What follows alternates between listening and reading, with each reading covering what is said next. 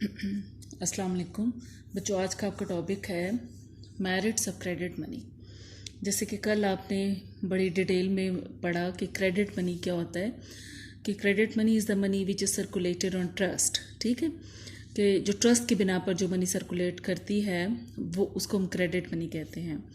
उसके अंदर हमने कहा था कि बुक अकाउंट से लेकर जो बैंकों के जो एटीएम कार्ड तक आप आ जाएं और ऑनलाइन बैंकिंग तक आ जाएं, तो ये सारे के सारे जो टूल्स ऑफ क्रेडिट मनी हैं। मतलब कल हमने ये कहा कि क्रेडिट मनी ना सिर्फ ये कि आपने अपने लोकल शॉपकीपर से जो आप उधार जो चीज़ें लेते हैं और एक वो जो बुक अकाउंट मेंटेन करता है वो भी क्रेडिट मनी का हिस्सा है।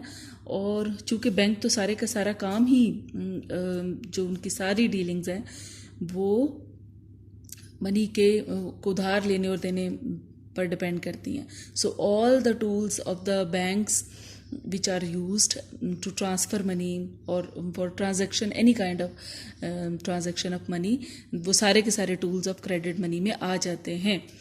अब आज हम पढ़ रहे हैं कि merits of credit money क्या है। इसमें सबसे पहले आ जाता है economy of the metallic money। आपको पता है कि जो एवोल्यूशन ऑफ मनी के अंदर सबसे पहले हमने देखा कि मेटल्स को यूज़ किया गया एज अ मनी।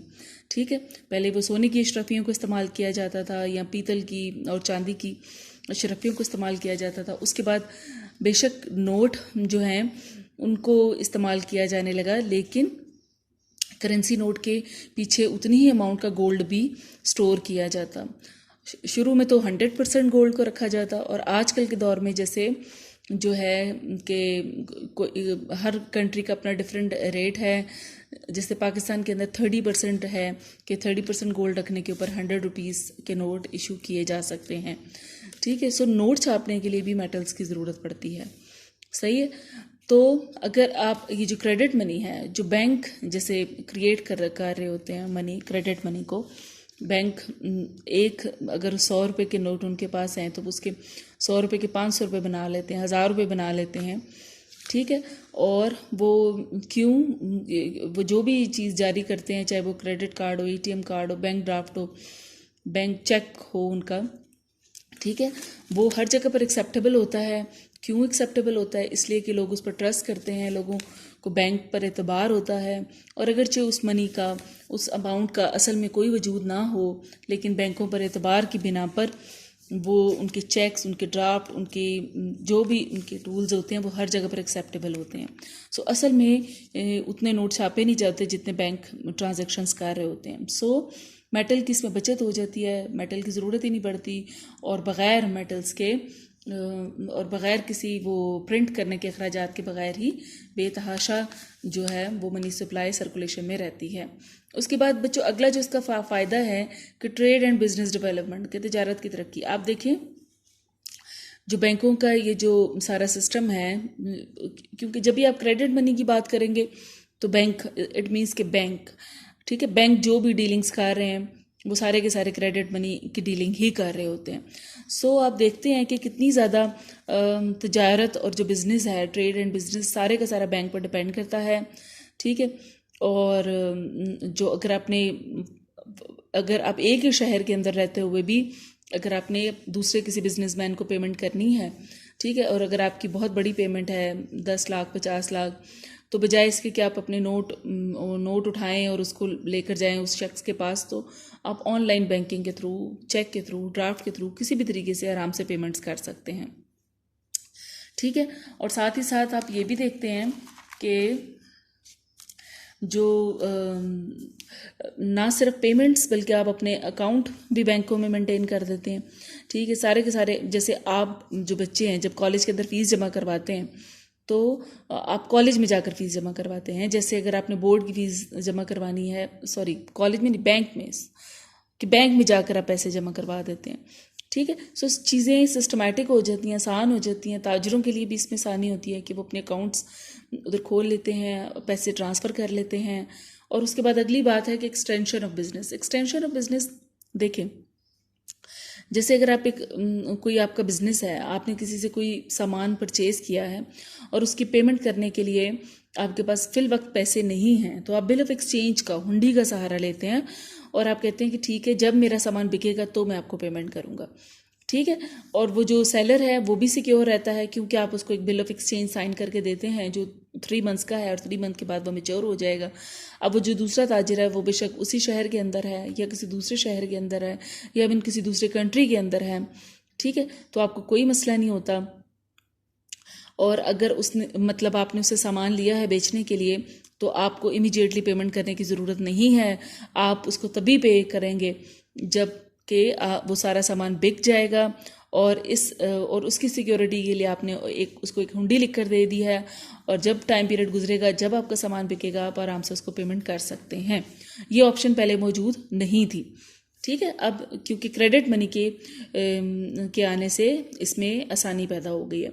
फिर है बैरूनी अदायगियाँ। जैसे बच्चों बिल ऑफ एक्सचेंज लोकल होते हैं, इसी तरह से इंटरनेशनल भी बिल ऑफ एक्सचेंज हुंडियाँ होती हैं, और इंटरनेशनल पेमेंट्स को भी आप ऐसे डिले कर सकते हैं, उसमें आपको टाइम मिल सकता है, जिसकी वजह से तिजारत, कारोबार, बिजनेस बहुत ज़्यादा फैल जाता है। उसके बाद बच्चों अगला पॉइंट है सेविंग हैबिट्स। ये जो बैंक क्रेडिट है, ये क्रेडिट मनी है, ये सारे के सारे बच्चों इंटरेस्ट पर चल रहा होता है। आपने किसी को भी 2-3-4 महीने के लिए अगर पैसे दिए हैं तो उस पर इंटरेस्ट आपको मिलता है। सो आम जो कॉमन मैन है वो भी उसको एक इनकरेजमेंट मिलती है कि अगर वो पैसे सेव करेगा और बैंक में रखेगा तो वो उससे इंटरेस्ट अर्न कर सकता है। सो वो अपनी रोज़मर्रा की ज़रूरियात में से पैसे बचाएगा और उनको बैंक में रखेगा टू इन्जॉय द इंटरेस्ट, ठीक है जी।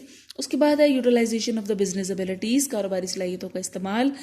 हम फर्ज करते हैं कि आप बड़े जीनियस हैं, आपके पास बड़ा अच्छा एक बिज़नेस आइडिया है, आप एक नया बिज़नेस शुरू करना चाहते हैं, लेकिन पैसे ना होने की वजह से जो है वो आप बिज़नेस नहीं कर पाते हैं, ठीक है। आपके अब्बू जी ने आपको बहुत सारे पैसे नहीं दिए जिसकी बिना पर आप जो है बिज़नेस नहीं कर पाते। लेकिन अब क्रेडिट मनी की जो है मौजूदगी में ये बड़ा आसान है कि आप बैंक से कर्ज़ा ले लें और आप अपनी बिज़नेस एबिलिटीज़ को इस्तेमाल करें, और ना सिर्फ आप ख़ुद जो है वो अपनी हालत को बेहतर बना सकते हैं बल्कि कंट्री की हालत को भी बेहतर बना सकते हैं।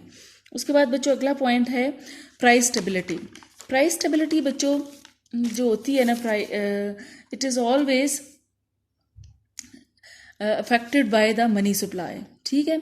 मनी सप्लाई जितनी ज़्यादा बढ़ती चली जाती है, प्राइसेस भी उतनी ही बढ़ती चली जाती हैं, ठीक है। और मनी सप्लाई जितनी कम होती है, प्राइसेस भी उतनी ही कम होती है। इस ज़माने में आपने एक थेरी करनी है, क्वांटिटी थेरी ऑफ मनी, ज़र का जो है नज़रिया मकदार ज़र, जो ये आपको बताता है कि doubling of money will double the price, कि जब आप ज़र की मकदार को डबल कर देते हैं तो कीमतें भी डबल हो जाती हैं, ज़र को आधा कर देते हैं तो कीमतें भी आधा हो जाती हैं। सो credit money is part of the money supply, ठीक है। Credit money which the banks are creating, that is part of the money supply, and money supply directly influence the price level. So if you want to control the price, you can do it easily by controlling the money supply. And you can how can you control the money supply? If you increase credit money, money supply will increase. If you decrease credit money, money supply will decrease. And the increase in money supply will increase the prices, decrease in the money supply will decrease the prices, ठीक है जी। उसके बाद है public debt facility. Government के लिए जी बड़ी आसानी है। गवर्नमेंट हमारी, जैसे पाकिस्तान जैसे मुल्कों में हुकूमतें हर वक्त ही गरीब होती हैं और हर वक्त उनको कहीं ना कहीं से कर्जा लेना होता है, तो जो दूसरे मुल्कों से कर्जे लिए जाते हैं, जैसे IMF से, वर्ल्ड बैंक से, अमेरिका से, वो तो बहुत ज़्यादा बर्डन फील हो रहा होता है, उन्होंने उसको वापस करना होता है। लेकिन बच्चों इसके अलावा इंटरनल डेट भी हुकूमत लेती है, और वो तमाम जो पैसे आपने कौमी बचत के अंदर जमा करवाए हुए होते हैं वो सारे के सारे गवर्नमेंट ने असल में आम लोगों से डेट लिया हुआ होता है, कर्जा लिया हुआ होता है। तो ये क्रेडिट मनी की ही मरहून मिन्नत है कि जो हमारी हुकूमत है वो बड़े आराम से, बड़ी सहूलत से कर्जा ले लेती है आम पब्लिक से, ठीक है जी। ये क्या थी मेरिट्स ऑफ क्रेडिट मनी। क्या मेरिट्स हैं कि धातों की बचत हो जाती है, इकोनॉमी ऑफ मतलब मेटल्स की बचत हो जाती है, आपका ट्रेड बिजनेस जो है वो एक्सपैंड करता चला जाता है, आप इसी तरह से फॉरेन पेमेंट में भी आसानी रहती है, आपको सेविंग्स इनकरेज होती हैं, बिजनेस एबिलिटीज़ जो हैं वो इनकरेज हो सकती हैं, ठीक है। आप अपनी बिजनेस एबिलिटीज़ को इस्तेमाल कर सकते हैं, प्राइसेस को कंट्रोल कर सकते हैं थ्रू क्रेडिट मनी, और फिर ये कि गवर्नमेंट बड़ी आसानी से डेट ले सकती है, ठीक है जी। अच्छा, उसके बाद आ जाती हैं demerits of the credit money.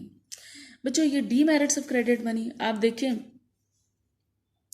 ये जो क्रेडिट मनी का प्रोसेस है ना, ये जो बैंक क्रिएट करते हैं क्रेडिट मनी, बैंक बच्चों असल में 100 रुपये का अगर एग्जिस्टेंस है, अगर 100 रुपये का वजूद है, तो बैंक जो है वो 1000 रुपये का क्रेडिट मनी उसकी बिना पर जनरेट कर सकते हैं। ठीक है, सो असल में 100 रुपये हुकूमत ने जारी किए हैं, लेकिन बैंक 100 के 1000 बना देते हैं। ठीक है, और ये आपका एक अलग से टॉपिक है क्रेडिट क्रिएशनिंग का। लेकिन इससे होता क्या है कि एक्सेसिव इशू हो जाता है। ठीक है, गवर्नमेंट को कंट्रोल करना मुश्किल हो जाता है और बैंक बेतहाशा क्रेडिट मनी जारी करते चले जाते हैं, जिसकी वजह से अनकंट्रोलेबल जो है वो मनी सप्लाई इकोनॉमी के अंदर इंक्रीज कर जाती है। उसके बाद है यूजलेस कंजम्पशन, जायज़ सर्फ। बड़ी आसानी से बैंक से कर्जा मिल जाता है। ठीक है, जैसे क्रेडिट कार्ड, कल हमने पढ़ा था tools of the credit money, उसमें हमने देखा था कि अगर आपके अकाउंट में कोई पैसे नहीं है फिर भी आप शॉपिंग कर सकते हैं। ठीक है, तो लोग इसी तरह से जो है वो बेजा कंजम्पशन का शिकार हो जाते हैं। जैसे आजकल की जो है इकोनॉमी हमारी वो सारी एडवर्टाइजमेंट पर चल रही है, और जो है जिसकी बिना पर लोग अपनी इनकम से ज़ायद पैसे खर्च कर लेते हैं, और जिसकी बिना पर उनको फिर परेशानी का सामना करना पड़ता है।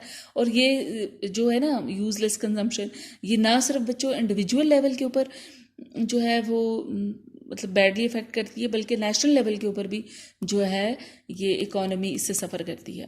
उसके बाद आ जाए entry of entrepreneur with the little ability, अनाड़ी आजिर भी आ जाते हैं, क्योंकि बैंक से आराम से कर्जा मिल रहा है। ठीक है, तो बहुत सारे ऐसे लोग जो समझते हैं कि जी हम तो बिज़नेस बड़ा अच्छा कर सकते हैं, लेकिन असल में उनके अंदर एबिलिटी मौजूद नहीं होती, वो भी आ जाते हैं मैदान में, वो भी बैंक से कर्जा लेकर और बिज़नेस शुरू कर देते हैं, जिससे उनको लॉस होता है, जिससे ना सिर्फ इंडिविजुअल लेवल पर उनको लॉस फेस करना पड़ता है, बल्कि ओवरऑल इकोनॉमी में भी देखें तो जो इकोनॉमिक रिसोर्सेज है उनका वेस्टेज होता है। उसके बाद है एस्टेब्लिशमेंट ऑफ द मोनोपोलीज। ठीक है, एक तरफ तो होते हैं अनाड़ी आजिर, ठीक है, और दूसरी तरफ बड़े माहिर आजिर होते हैं। ये जो माहिर लोग हैं ना, ये भी इतने माहिर होते हैं कि उनके इतने लिंक्स होते हैं, ये बड़े आपके एंटरप्रेन्योर्स होते हैं, बड़ी फर्म्स होती हैं। ठीक है, ये इतनी इन्फ्लुएंशियल हो जाती हैं कि वो आराम से बैंकों से कर्ज ले लेती हैं, बहुत बड़े बड़े कर्जे लेती हैं, और फिर अपने पॉलिटिकल इन्फ्लुएंसेस को इस्तेमाल करते हुए उनको माफ़ भी करवा लेती हैं, और वो इस तरह से अपनी मोनोपलीज कायम कर लेती हैं। ठीक है जी, एस्टेब्लिशमेंट ऑफ द मोनोपलीज। और उसके बाद क्या, ट्रेंड ऑफ स्पेकुलेशन। ठीक है, ये जो बड़े बड़े जो बिजनेसमैन होते हैं वो बैंकों से कर्जे लेते हैं। कर्ज लेने का फ़ायदा ये होता है कि अगर किसी ने बैंक से कर्ज लिया है तो वो उससे कोई प्रोजेक्ट शुरू करे, उससे कोई नई फैक्ट्री लगाए, उससे होगा क्या कि लोगों को जॉब्स मिलेंगी, इकोनॉमी में जो मल्टीप्लायर इफेक्ट काम करेगा, और लोगों की इनकम ग्रो करेगी, सेविंग ग्रो करेंगी, कंजम्पशन ग्रो करेंगी। लेकिन लोग ऐसा नहीं करते। वो क्या करते हैं कि बैंक से लोन लेते हैं और उसकी स्पेकुलेशन करते हैं। स्पेकुलेशन कैसे करते हैं कि वो फ़र्ज़ किया कि जैसे अभी बैरिया कई नए जो प्रोजेक्ट आ रहे हैं, ठीक है, Bairiya green city low cost scheme, फ़र्ज़ किया कि वो आ रहा है, तो बड़े बड़े बिजनेसमैन क्या करेंगे कि वो बैंक से भारी सारा एक बहुत बड़ा सारा कर्जा लेंगे और वो उसमें सारे पैसे इन्वेस्ट कर देंगे, और उससे क्या होगा कि एक एक्सेसिव डिमांड क्रिएट होने से उसकी प्राइसेस भी इंक्रीज़ कर जाएंगी, और फिर वो उसको सेल करेंगे। इस तरह से असल में कोई नई प्रोडक्शन नहीं हुई, कोई नया एम्प्लॉयमेंट क्रिएट नहीं हुआ, और इस सारे प्रोसीजर को स्पेकुलेशन कहते हैं। तो ये एक नेगेटिव एक्टिविटी है जो इजी अवेलेबिलिटी ऑफ लोन्स की वजह से और भी ज़्यादा बढ़ जाती है। ठीक है जी, सो स्पेकुलेशन का ट्रेंड जो है इकोनॉमी के अंदर बहुत ज़्यादा बढ़ जाता है। ठीक है बच्चों, ये थे डीमेरिट्स ऑफ क्रेडिट मनी। क्या है कि excessive issuance of currency of excessive issuance of credit money. फिर है कि यूजलेस कंजम्पशन, के इनकम से ज़्यादा पैसे खर्च करने की लोगों को आदत पड़ जाती है। फिर क्या है कि बड़े अनाड़ी जो आजिर हैं वो मार्केट में आ जाते हैं और रिसोर्सेज को ज़ाया करते हैं, अपना ज़ाती नुकसान भी करते हैं और नेशनल नुकसान भी करते हैं। फिर क्या है कि बड़े बड़े जो मैन्युफैक्चरर्स हैं वो अपनी मोनोपलीज कायम कर लेते हैं, और फिर क्या है कि स्पेकुलेशन को बहुत ज़्यादा फ़रोग मिलता है। ठीक है बच्चों, ये एक टॉपिक आपका ख़त्म हो गया। ठीक है, टॉपिक क्या था, merits and demerits of credit money. ये आपका एक टॉपिक हो गया ख़त्म। नेक्स्ट है बच्चों आपका next topic, supply of money. Supply of money क्या है कि supply of money is that amount of money which the people have with them. Usually the money is found in the form of coins or currency note. Beside it circulate in the form of the credit money. The more money a country has, the more supply is there. ठीक है, मतलब supply of money क्या है कि आपके पास कितने cash पैसे हैं, that all is supply of money. ठीक है, और या एक कंट्री के अंदर कितने जो है वो करेंसी मौजूद है, उसको हम सप्लाई ऑफ मनी कहेंगे। लेकिन बच्चों अब सिर्फ जैसे अभी हमने क्रेडिट मनी का टॉपिक पढ़ा है, तो हमने ये कंक्लूड किया है कि money is not only the currency note, बल्कि जो बैंक ये सारा जो क्रेडिट क्रिएशन कर रहे हैं वो सारा भी मनी सप्लाई में आता चला जाता है। ठीक है, तो जैसे जैसे हम बैंकों के जो टूल्स हैं उनको शामिल करते जाएंगे अपनी डेफिनेशन के अंदर, तो आपकी जो मनी सप्लाई की डेफिनेशन है वो एक्सपैंड करती चली जाएगी। जैसे M1 की जो इक्वेशन है that is equal to C plus DD, M2 की डेफिनेशन उससे एक्सपैंड हो जाती है, वो क्या है C plus DD plus time TD। ठीक है, फिर M3 की डेफिनेशन उससे ज़्यादा एक्सपैंडेड डेफिनेशन है, वो क्या है C plus DD plus TD plus GS। ठीक है, अच्छा बच्चों अब ये क्या है, सी क्या है, करेंसी इन सर्कुलेशन, कि जो करेंसी सर्कुलेशन में है, जितने गवर्नमेंट ने नोट जारी किए हैं वो सारे के सारे वो आपकी करेंसी हो गई। डीडी क्या है, डिमांड डिपॉजिट्स। ठीक है, डिमांड डिपॉजिट्स क्या होते हैं बच्चों, ये आमतौर पर बिजनेसमैन लोग जो हैं वो अपने बैंकों में अकाउंट खोलते हैं और डिमांड डिपॉजिट के ऊपर कोई इंटरेस्ट नहीं मिलता, और वो सेफ्टी और सिक्योरिटी के लिए खोले जाते हैं, और वो किसी दिन में जितनी दफ़ा चाहें तो वो बैंक से जाकर अपने पैसे निकलवा सकते हैं, ये पैसे रख सकते हैं।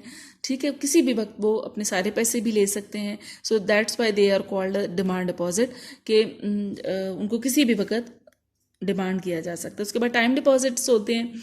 ठीक है, ये इनकी टाइम डिफाइन कर दिया जाता है कि जी इतनी टाइम पीरियड से पहले हम अपने पैसे निकलवाने नहीं आएंगे। इन पर जो होता है इंटरेस्ट भी मिलता है अकाउंट होल्डर को।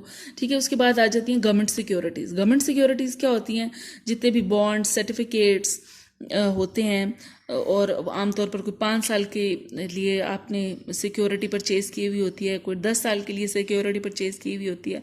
अगर आपके घर में आप पूछे अपने अम्मी अबू से, अगर उन्होंने कौमी बचत का कोई सर्टिफिकेट परचेज़ किए हुए हैं तो वो कोई 5 साल के लिए होगा, कोई 10 साल के लिए होगा।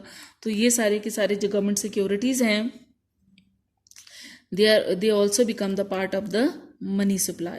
ठीक है, सो M1 क्या है, मनी सप्लाई की सबसे इनिशियल डेफिनेशन क्या है, currency note plus demand deposit. फिर M2 क्या है, currency note plus demand deposit plus time deposit. M3 क्या है, currency note plus demand deposit plus time deposit plus government securities. ठीक है जी, ये एक्सपेंडेड इक्वेशन है मनी सप्लाई की, ये इनिशियल, ये उससे ज़्यादा एक्सपेंडेड, ये उससे ज़्यादा एक्सपेंडेड। ठीक है, मतलब ये कि मनी सप्लाई सिर्फ आपकी करेंसी नोट ही नहीं है, बल्कि जो बैंकों में पैसे रखे गए हैं वो सारे के सारे भी मनी सप्लाई का हिस्सा हैं। सो जो क्रेडिट मनी, अच्छा एक और चीज़ है मनी सप्लाई के बारे में काबिल गौर, वो ये कि आम चीज़ों की जो सप्लाई होती है मनी सप्लाई उससे डिफरेंट होती है। ठीक है जी, money supply is different from the supply of common thing. उसमें क्या होता है, एक चीज़ उसकी सप्लाई ऑफर की गई, ठीक है, उस चीज़ को ख़रीद लिया गया, उसका वजूद ख़त्म हो गया। ठीक है, जैसे 10 रुपये पर आपने जो है ये 10 पेन अगर तैयार कर कर मार्केट में भेजे हैं, 10 लोग इनको ख़रीद लेंगे और सप्लाई इज़ ज़ीरो। लेकिन मनी सप्लाई में ऐसा नहीं होता। मनी सप्लाई में क्या है कि गवर्नमेंट ने एक नोट जो है वो छापा है और उसको इकोनॉमी में डाल दिया है। ठीक है, अब वो नोट एक अगर फ़र्ज़ किया 1000 रुपये का नोट है तो वो अपना एक जगह पर उसने रोल प्ले किया, एक शख्स ने मनी होल्ड की, फिर उसने कोई चीज़ परचेज़ की, उसने किसी दूसरे शख्स को दे दिया, वो अब उसकी जो है वो सेविंग बन गया, फिर वो उसने किसी तीसरे को ट्रांसफ़र कर दिया। सो वो जितने हाथों से गुजरता है वो उतनी दफ़ा मनी का रोल प्ले करता है। एक 1000 रुपये का नोट जितने हाथों से गुजरता है उतनी दफ़ा वो मनी सप्लाई का रोल प्ले करता है। ठीक है, सो अगर हम कहें कि 1000 रुपये का नोट जो गवर्नमेंट ने जारी किया है वो एक महीने में 10 हाथों से गुजर जाता है, या एक साल में हम कहते हैं 10 हाथों से गुजर जाता है, तो हम कहेंगे कि मनी सप्लाई इज़ 1000 मल्टीप्लाई 10। ठीक है, money supply will not be 1000, money supply will be 10,000, ठीक है, क्योंकि वो 10 दफ़ा उसने मनी का रोल प्ले किया है। ये जो वो एक नोट कितनी हाथों से गुजरता है, इसको बच्चों वेलोसिटी कहते हैं, ज़र की रफ्तार गर्दिश कहते हैं, ठीक है। So velocity will also influence the supply of money, ठीक है जी। जैसे आपने इन सारी चीज़ों के बाद आपने कह दिया कि जी हमारी मनी सप्लाई 100 रुपीज़ है, और साथ ही साथ आपको ये भी पता है कि आपकी वेलोसिटी 5 है, तो आपकी जो मनी सप्लाई है वो 100 नहीं होगी बल्कि वो 500 रुपीज़ होगी, ठीक है बच्चों। सो ये था आपका मनी सप्लाई।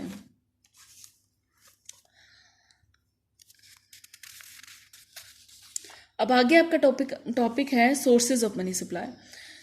कौन कौन सी चीज़ें होती हैं, कौन सी जो मनी सप्लाई में ऐड होती चली जाती हैं, ठीक है। पहले तो करेंसी नोट तो आ ही गए, उसके बाद आपने कहा, जैसे आपने देखे ना, ये आपने डिफाइन किया है मनी सप्लाई के अंदर कि जी करेंसी नोट के अलावा इसमें डिमांड डिपॉजिट भी हैं, टाइम डिपॉजिट्स भी हैं, गवर्नमेंट सिक्योरिटीज़ भी हैं। सो ये सारे पैसे आते कहाँ से हैं? ये जो पैसे हैं, जो डिमांड डिपॉजिट है, जो टाइम डिपॉजिट है, जो गवर्नमेंट सिक्योरिटीज, ये सारे पैसे कहाँ से आते हैं? ये बच्चों यहाँ तो होती हैं इंडिविजुअल सेविंग, आपकी और मेरी, हम सब लोगों की जो सेविंग्स हैं वो इसमें हो सकती हैं। एक आम शख्स की जो सेविंग है वो किस पर डिपेंड करती हैं? वो उसकी होती है will to save and power to save, कि उसका कितना उसका इरादा है कि वो पैसे बचा ले, ठीक है, और उसमें सलाहियत भी है पैसे बचाने की कि नहीं, ठीक है। सो इंडिविजुअल सेविंग जो होती हैं वो सारी की सारी बैंकों में लोग रख देते हैं, ऑफर करते हैं कि ये लें जी, ये पैसे मैं बैंक में रखना चाहता हूँ, ठीक है। उसके बाद कॉरपोरेट सेविंग, इसी तरह से अगर कोई 6 लोगों ने मिलकर कोई बिजनेस शुरू किया हुआ होता है, और अगर वो मंथली 100 रुपीज़ जो है एज अ प्रॉफिट कमाते हैं, और 6 लोग हैं वो 10-10 रुपये आपस में डिस्ट्रीब्यूट कर लेते हैं, बाकी 40 रुपीज़ जो हैं वो एक अकाउंट में पड़े रहने देते हैं, ये उनकी सेविंग्स हैं जिसको उन्होंने किसी भी इमरजेंसी के लिए बचा कर रखा हुआ है, ठीक है। तो पहले क्या थी? इंडिविजुअल सेविंग, जो आप और मैं, हम कॉमन मैन बैंक में रख देता है इंडिविजुअल सेविंग, और उसके बाद जो कारोबारी इदारे अपनी जो कॉरपोरेट सेविंग्स के नाम से अकाउंट जो मतलब अनडिस्ट्रीब्यूटेड जो प्रॉफिट्स होते हैं उनको रखते हैं। उसके बाद पब्लिक सेविंग, गवर्नमेंट भी बचत करती है, हमारी तो गवर्नमेंट नहीं कर पाती लेकिन कुछ मुल्कों में करती भी होंगी। जैसे अगर गवर्नमेंट ने जो है वो एक कोई सरप्लस बजट बनाया है, तो सरप्लस बजट क्या होता है कि जिसमें गवर्नमेंट की इनकम ज़्यादा होती है और उसके एक्सपेंडिचर्स कम होते हैं। तो जब सरप्लस बजट की सूरत में जो उसकी सेविंग्स होती हैं वो उनको बैंक में रख सकता है। अच्छा बच्चों, ये कैसे गवर्नमेंट इनको कैसे इंक्रीज़ कर सकती है?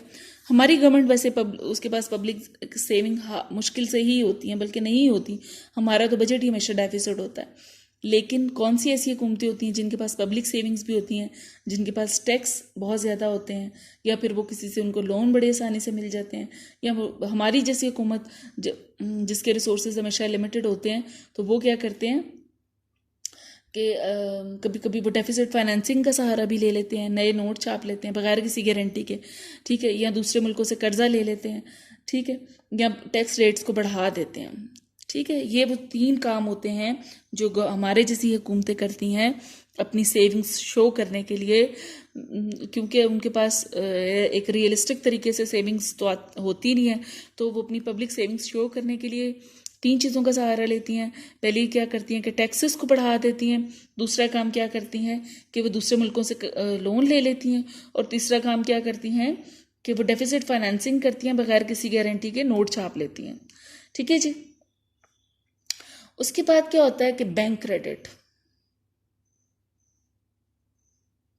बैंकों के पास जितने भी पैसे होते पड़े हुए होते हैं वो सारे के सारे भी मनी सप्लाई का हिस्सा होते हैं। बच्चों बैंक जो होते हैं ना, जैसे आप एक क्रेडिट क्रिएशनिंग का आपने एक टॉपिक पढ़ना है जिसके अंदर आप देखेंगे कि अगर बैंक के पास 100 रुपीज़ हैं तो स्टेट बैंक ने उसको कहा हुआ होता है कि आपने इसमें से 30% पैसे कैश फॉर्म में रखने हैं, बाकी आगे आप किसी और को भी कर्जा जारी कर सकते हैं। सो अगर उसके पास 100 रुपये जमा करवाए गए हैं, वो 30 रुपये कैश फॉर्म में अपने पास रखता है और 70 रुपये के आगे कर्जे जारी कर देता है, और वो 70 रुपये किसी और बैंक में पहुंच जाते हैं, वो उसका 30% अपने पास कैश फॉर्म में रखता है, मजीद आगे क्रेडिट लोगों को कर्जे जारी कर देता है, और इस तरह से ये प्रोसेस चलता चला जाता है। तो ये जो क्रेडिट क्रिएशनिंग का प्रोसेस जितना तेज़ होगा मनी सप्लाई भी उतनी ही तेज़ होगी। लेकिन अगर बैंक जो है वो लो क्रेडिट क्रिएशनिंग का प्रोसेस वो स्लो डाउन है, वो उसको स्टेट बैंक ने कंट्रोल किया हुआ है, बैंक इतना ज़्यादा क्रेडिट क्रिएशनिंग नहीं कर पाते, तो ऐसी सूरत में मनी सप्लाई कम होगी। इसी तरह से बच्चों जो इंश्योरेंस कंपनीज होती हैं ये भी लोगों को एक मोटिवेशन देती है कि वो अपने पैसे बचाएं और इंश्योरेंस कंपनीज की इंश्योरेंस पॉलिसीज़ को ख़रीद लें। ठीक है, तो जितने पैसे वो लेकर आते हैं इंश्योरेंस कंपनीज की जो इंश्योरेंस स्कीम्स में इन्वेस्ट करने के लिए, वो सारे के सारे भी मनी सप्लाई का हिस्सा बन जाते हैं। इसी तरह से स्टॉक मार्केट में लोग जितने भी अपने पैसे लेकर आते हैं इन्वेस्ट करने के लिए, वो सारे भी मनी सप्लाई का सोर्स हैं। स्टॉक मार्केट में क्या होता है, शेयर्स को बेचा और ख़रीदा जाता है। अगर कोई बंदा आया है शेयर को परचेज करने, तो इट मीन्स कि ये वो मनी सप्लाई ऑफर कर रहा है। ठीक है जी। शेयर्स क्या होते हैं, जैसे आप बच्चों जितनी भी जो फर्म्स के नाम के साथ आप LTD लिखा हुआ आपको नज़र आता है, लिमिटेड नज़र आता है, इट मीन्स कि वो शेयर होल्डर्स हैं, उन्होंने अपने शेयर्स आम लोगों में बेचे हुए हैं। आप में से कोई बच्चा भी शेयर खरीद सकता है। अगर हम फ़र्ज़ करते हैं कि आप में से कोई बच्ची है जैसे वास्पा हैं, उन्होंने POL के शेयर परचेज़ किए हुए हैं पाकिस्तान ऑयल लिमिटेड, तो वो उसकी शेयर होल्डर बन जाएंगी। अब अगर POL जो है वो अगर जैसे आजकल लॉस में जा रहा है तो आपको भी लॉस बर्दाश्त करना पड़ेगा, और अगर POL फ़ायदे में जा रहा है तो आपको भी फ़ायदा मिलेगा। ठीक है, आपको भी प्रॉफिट मिलेगा। अगर नुकसान में जा रहा है तो आपको भी नुकसान फेस करना पड़ेगा। उसके अलावा डिबेंचर्स जो होते हैं, डिबेंचर जो होते हैं बच्चों ये शेयर्स से मुख्तलिफ होते हैं। जब कोई ये जो लिमिटेड कंपनीज होती हैं, जब वो शेयर्स की मदद से उनको खातिर हुआ रिसोर्सेज नहीं मिल पाते, जैसे आजकल अगर POL लॉस में जा रही है और लोग उसके शेयर परचेज नहीं करना चाहते, तो वो डिवेंचर लॉन्च कर देते हैं। डिवेंचर क्या होता है कि वो कहते हैं कि हमारे 1000 शेयर आप परचेज कर लें, लेकिन आपको लॉस नहीं होगा, आपको इंटरेस्ट मिलेगा।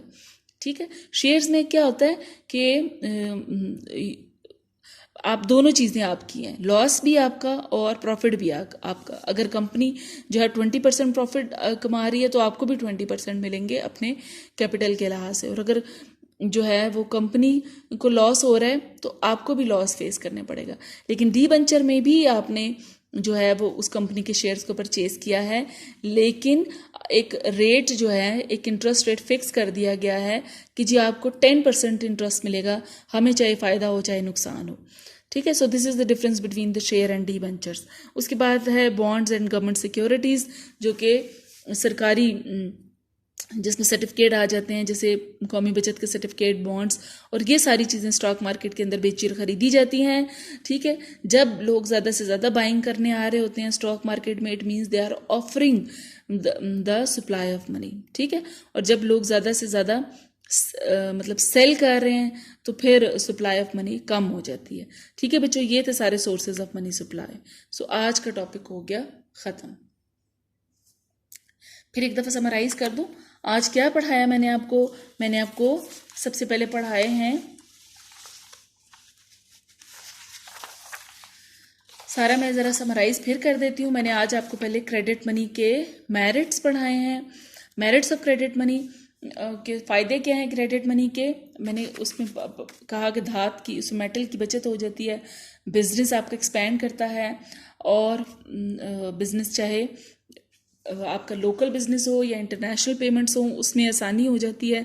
बिल ऑफ एक्सचेंज की मदद से आपको टाइम भी मिल जाता है पेमेंट करने के लिए, और उसके बाद सेविंग हैबिट लोगों की बढ़ती है। और अगर आपके अंदर बिजनेस एबिलिटीज़ मौजूद हैं लेकिन आपके पास पैसे नहीं हैं, तो आप बैंक से आप लोन ले सकते हैं। और फिर हमने कहा कि प्राइस स्टेबिलिटी का मकसद इससे हासिल हो जाता है। प्राइस स्टेबिलिटी में हमने कहा कि प्राइस में इजाफा हो जाता है मनी सप्लाई को बढ़ाने से, और प्राइस में कमी आ जाती है मनी सप्लाई को कम करने से। और credit money is part of the money supply. ठीक है, increase in the credit money increase the money supply, so price increase. Decrease in the credit money lead to decrease in the money supply which lead to the decrease in the price level. So हम अपना required जो भी हमारा objective होता है हम उसको हासिल कर सकते हैं प्राइस स्टेबिलिटी के लिए। अगर हमारा इस वक्त मकसद है प्राइसेस को बढ़ाया जाए, वी कैन डू, और अगर हमारा मकसद है प्राइसेस को कम किया जाए तो हम कर सकते हैं। ठीक है, और अगर प्राइस को इसी मुकाम पर रखना चाहते हैं तो आपको चाहिए कि क्रेडिट मनी और मनी सप्लाई को कंट्रोल करें। फिर था पब्लिक डेट फैसिलिटी के गवर्नमेंट को आराम से कर्जे मिल जाते हैं। फिर नुकसानात में हमने कहा कि जायद जो होते हैं नोट छाप लिए जाते हैं और जायद जो है बहुत ज़्यादा कर्जा बैंक जारी कर देते हैं, जिससे बहुत ज़्यादा पैसे सर्कुलेट करने लग जाते हैं इकोनॉमी के अंदर। यूजलेस कंजम्पशन, लोग अपनी इनकम से ज़्यादा पैसे खर्च कर लेते हैं और बैंकों से आराम से उनको कर्जे मिल जाते हैं, क्रेडिट कार्ड्स को आराम से इस्तेमाल करते हैं और इनकम से ज़्यादा अखराजात करते हैं, जिससे उनको ज़ाती लेवल पर भी मसाइल का सामना करना पड़ता है और नेशनल लेवल के ऊपर भी प्रॉब्लम्स क्रिएट होती हैं। उसके बाद था कि अनाड़ी लोग जो हैं वो भी आकर कर्जा लेकर और बिज़नेस शुरू करते हैं, जिससे उनका ज़ाती नुकसान भी होता है और नेशनल रिसोर्सेज का भी वेस्टेज होता है। उसके बाद था कि जो बड़े बड़े एंटरप्रेन्योर्स हैं वो मज़ीद कर्जे लेते चले जाते हैं और जो है वो मोनोपलीज कायम कर लेते हैं, नए आने वालों को भगा देते हैं और इस तरह से वो बहुत ज़्यादा इन्फ्लुएंशियल हो जाते हैं। उसके बाद है कि ट्रेंड ऑफ स्पेकुलेशन, कि लोग बैंकों से कर्जे लेकर नए प्रोजेक्ट शुरू करने की बजाय पहले से जो मौजूद प्रोजेक्ट हैं उनके अंदर पैसे लगाकर और फिर स्पेकुलेशन का इंतज़ार करते हैं, ठीक है, जो कि एक नेगेटिव एक्टिविटी है। उसके बाद बच्चों हमने सप्लाई ऑफ मनी का टॉपिक शुरू किया। सप्लाई ऑफ मनी में हमने कहा कि M1, M2, M3 ये 3 जो है वो डेफिनेशंस है मनी सप्लाई की, जिसके कंपोनेंट थे C+DD, C+DD+TD, C+DD+TD+GS और C जो था वो करेंसी इन सर्कुलेशन था, DD डिमांड डिपॉजिट थे और TD टाइम डिपॉजिट था, GS गवर्नमेंट सिक्योरिटीज़ थी। हमने कहा कि जैसे जैसे हम एक्सपैंड करते हैं मनी सप्लाई की डेफिनेशन को, वैसे वैसे उसमें ये कंपोनेंट ऐड होते चले जाते हैं। फिर हमने कहा सोर्सेज ऑफ मनी सप्लाई, हमने कहा कि ये सारे पैसे आते कहाँ से हैं, DD, TD, GS के लिए पैसे कहाँ से आते हैं। ये सबसे हमने कहा कि इंडिविजुअल सेविंग से आते हैं, कारोबारी इदारों की सेविंग से आते हैं, गवर्नमेंट की सेविंग से भी आते हैं। और हमने कहा गवर्नमेंट अपनी सेविंग्स को कैसे बढ़ा सकती है, वो टैक्सेस में इजाफा कर सकती है, डेफिसिट फाइनेंसिंग का सहारा ले सकती है, नए नोट छाप सकती है बगैर गारंटी के, या दूसरे मुल्कों से कर्जा ले लेती है। फिर हमने कहा कि बैंकों का जितना क्रेडिट होता है वो सारा भी सोर्स ऑफ मनी सप्लाई होता है।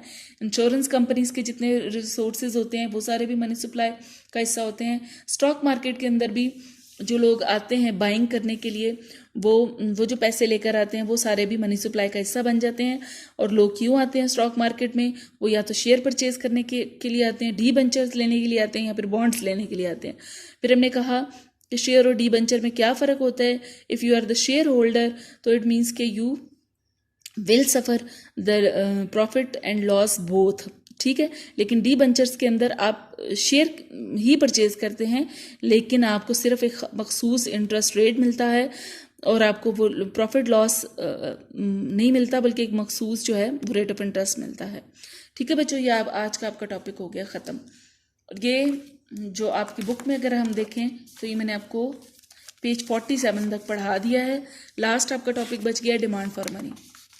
ये बच्चों कल मैं आपको पढ़ाऊंगी और ये चैप्टर अभी हमारा ख़त्म नहीं हुआ, काफ़ी लंबा ये चैप्टर है, ठीक है बच्चों। सो आज के लिए बस इतना ही। अल्लाह हाफिज़।